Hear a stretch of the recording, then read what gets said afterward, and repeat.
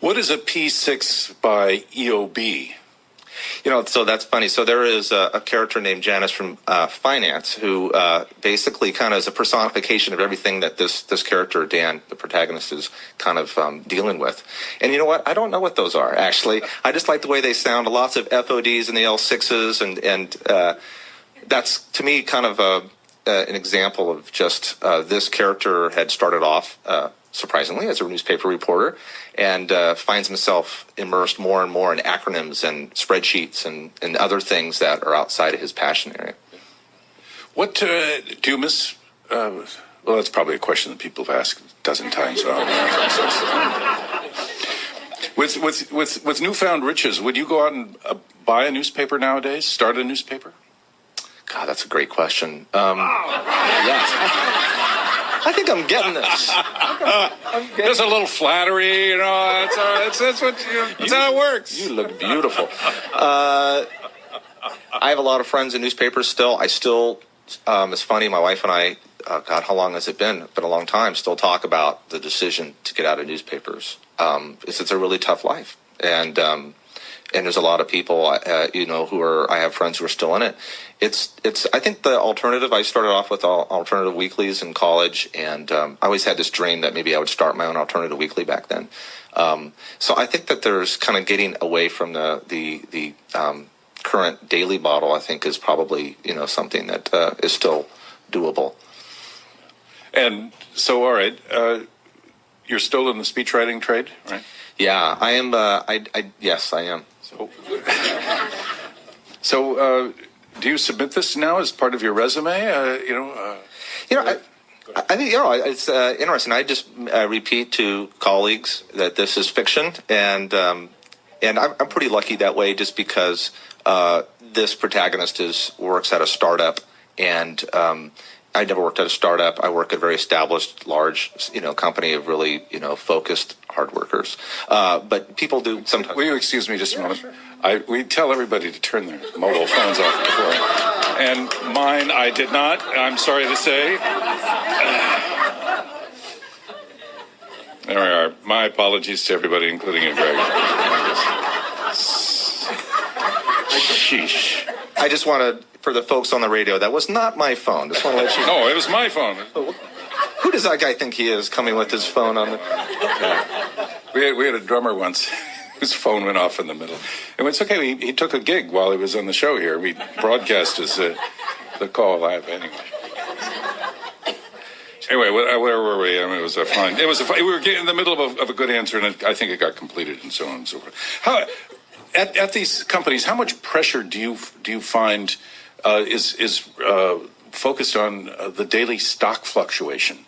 How many people are driven by that? And I think it's I think especially in 2008 or right prior to the crash, and it's definitely in 1999 or before, prior, it was crazy how much people would check. I mean, it was insane how much stock was increasing, and there was very tangible results of that from people's lives. Less so now. The one thing I do notice is that I'm a communicator, for my day job, and definitely we look at what morale's like and engagement, and it is amazing how much it does trend with the stock prices, because it makes a big difference for folks. There's a lot of employees are not making millions, but how well the stock does can make a big difference in terms of being able to pay property taxes or a little something extra for your kids, or yeah. Well, not only that too, and I think it's also shows up in your characters now. They choose to act in some ways. There's a very real difference between your own sense of self-worth and of net worth, and often those things get confused or conflated in some way. Yeah, I think definitely. I think, and I have noticed. I think things have kind of balanced a little bit in the last couple of years, but certainly there is this, like you said, a currency and this perspective of how much nanny help you have, or what kind of car you drive, and how much you're winning. There are some characters in the book, smaller characters, but that they have more than enough to retire and go do whatever they want. But part of the motivation is just to keep winning and to win more than the other person. The character Stephen Fitzroy, CEO, well-guarded billionaire. How how did you enjoy? What was your sense of how you wanted to sculpt him? Another great question. Oh, come on, stop it now. No, Fitzroy, to me, is kind of the personification of the Valley, especially back then. Brilliant in his own way, but also maybe had listened to the praise for a long time and began to believe everything. As one leader mentioned to me, they're never as good as they say you are, and you're never quite as bad either. But right now, he's hearing nothing but praise. So he's kind of physically, he's kind of. He's not doing well. He doesn't look too great. He's completely, he's not getting a lot of sleep. He's jacked up on coffee. He's got some hair plugs. He's, lost his way. And I think that, that's how I saw him. I kind of experimented with Stephen Fitzroy with other short stories, where in some cases he was a little darker than he turns out in this novel. But someone who's just in the moment and just loving it, enjoying it. One of the there's a very funny scene involving a relationship counselor and your hero, your protagonist's character, and his wife, and they're clearly having some difficulties at the moment. And she regularly sends texts to men throughout the day, or her male clients, which is a kind of instant messaging, I suppose, that could be observed. But to remind them of little tips like. Remember when you don't just serve platters of meat when you cook the token family meal, make sure there are vegetables on it for her. And that in this therapy session, there's a real sense of, I don't know what I would call it, that it was the way that she would help this. The character doesn't know whether he needs to please his wife or the therapist more in these sessions. Yeah, that's it's interesting observation. I hadn't really thought of it that way. But the whole idea was just to add a little more pressure on him. He's having a lot of everything's coming to a point at the same time, and So I kind of drew from that. Like I try to make meals, and sometimes I do deliver more meat platters and not a ton of vegetables. But and then my editor Cal Morgan at Harper Perennial thought, wouldn't it be really funny that as things get really heated, that these text messages, these text reminders come in from this therapist to just add a little extra pressure. He's in the middle of some really crazy things, and all of a sudden his phone goes off, and it's like, remember tonight's dinner and no meat platters. Yeah.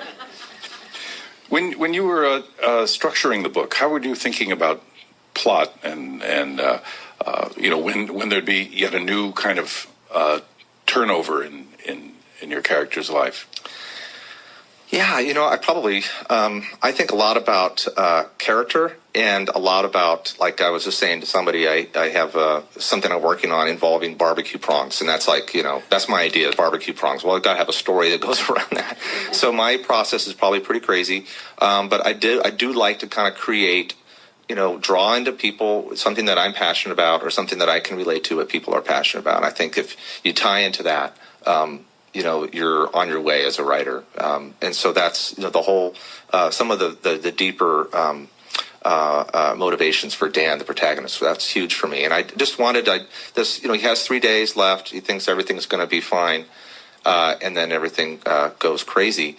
And in terms of the arc, yeah, I do like, obviously I like characters who kind of have a moment where they realize, whoa. So I knew where I wanted to take it, but I try not to worry too much. As my 11-year-old son was just coaching me, he's a fantastic speaker, and saying, just don't think about what you want to say, but don't worry about how you say it. And I think with the book, I tried to do that a little bit, just like a really very broad arc, but yeah, not worry too much about how I would get there. When you read press releases now that come out from other companies, Apple, Microsoft, Google, whatever, do you read them with an eye that says, oh, I see, I can think that they're leaving something out there. Oh, that's an interesting twist about how they're shading around that point, or that's interesting how how do you read the sort of the trade press of Silicon Valley now yourself? Well, having been a reporter, and when I was a reporter, I covered crime, general assignment, a little bit of local government. So I wasn't covering business, but I still believe, I look at it from the lens of a reporter and someone who's, I think, generally speaking, not with my employer, but, press releases sometimes pack a lot of stuff into the beginning, and simplicity, I think, is key. It's interesting. I think press releases these days are a little less relevant than they were. I think a lot of innovative communicators we're just getting the reflection off the one of the ferries right into your eyes. But I think that people are looking at blogs, and there's a lot of more innovative ways these days for people to get their messages across. Authenticity is just, I think, key, even with corporate communications. Well, I look forward to another exploration of this world and hope the characters come back again. The book is called Cash Out, a novel by Greg Bardsley. Thank you very much for being on West Coast Live. My pleasure. Thank you. Thank you very much. Cash Out.